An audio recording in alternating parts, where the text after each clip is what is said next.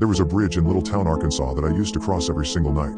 A giant creature lurks there and it seemed to follow me home. I thought it wasn't real, but I was so wrong. Yo, so you gotta hear this crazy thing that happened to me the other night, man. It was like straight out of a horror movie or something. So, you know me, Steve, the dude who's practically addicted to running. I mean, I got this obsession after crushing the cross-country event at Sunshine Coast High School a couple of years back. Bagged that first place trophy, bro. Anyway, fast forward, I moved out of my parents' crib and into this tiny apartment, hustling part-time at the local grocery store just to keep the lights on, you know? So, every night at around 9 p.m., like clockwork, I lace up my sneakers and hit the pavement for a solid 4-mile run across our little Arkansas town. Got this route that takes me over this regular old bridge, connecting towns and stuff. Nothing special about it, or so I thought. One night, as I'm pounding the pavement across that bridge, I noticed this thick fog rolling in. It's like, okay, maybe it's just the seasons doing their thing. But bro, it was so dense you could cut it with a knife. I'm jogging through this pea soup, and suddenly, out of nowhere, curiosity kicks in. I turn around, and there it is, this freaking gigantic creature, like straight out of a nightmare, clawing its way onto the bridge ledge. Now, I'm no sprinter, but I kicked it into turbo mode, bro. The thing was after me, like, hardcore pursuit style. But you know what? My legs were on fire, man. I left that monster thing in the dust, questioning my life choices. Was I hallucinating from exhaustion? Maybe my brain was playing tricks on me, who knows? So, I make it home, right? Exhausted, but alive. I crash out, thinking it's just fatigue messing with my head. But then comes the nightmare. I'm in a full-on sprint, being chased by this white giant spider creature. The stuff of nightmares, I swear. Now, here's the kicker, next night, do I avoid the bridge like the plague? Nah, man. I'm left pondering, should I hit that bridge again and confirm if I was just delirious?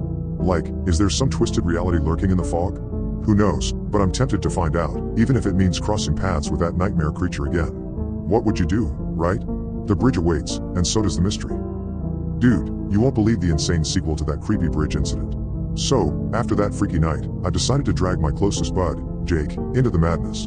I'm like, bro, you gotta come on this night run with me, and I'll show you the bridge of doom. Jake, being the skeptical guy he is, brushed off my tail, thinking I must have been smoking something funky.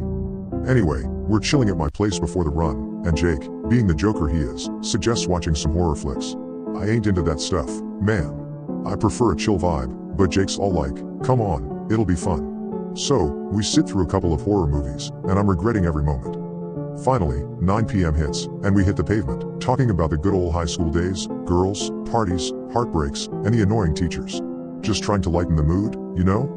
We hit the bridge together, and it's all foggy again. Just like before.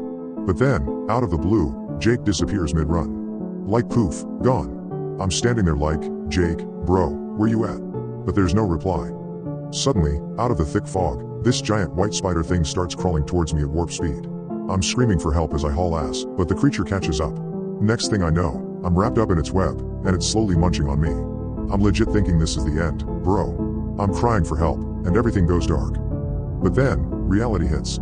I wake up, and there's Jake, freaking out, trying to shake me awake. He says he saw me pass out and started screaming in my sleep.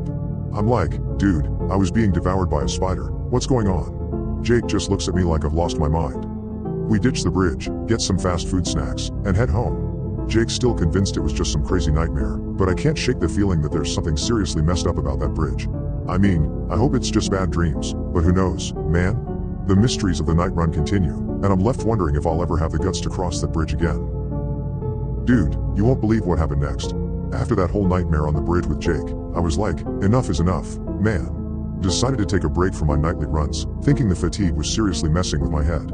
Spent the day holed up in my apartment, playing video games and munching on junk food, trying to shake off the eerie vibes from the bridge. But then, I'm watching the news, and the anchor drops a bomb. A missing person named John Dales, a 30-year-old dude, last seen at the same damn bridge.